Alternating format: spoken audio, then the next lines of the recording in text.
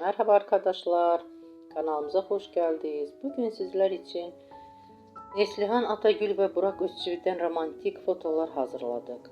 Burak Özçivit Kara Sevdə, Kurumuş Osman ve Çalı Kuşu dizisinde rol almış, herkes tarafından beğenilmiştir. Biz de sizler için onların güzel paylaşımlarını hazırladık. Bu videoların devamlı gelmesini istiyorsunuzsa kanalımıza abone olup yorum yazmayı unutmayın. Bizden bu kadar.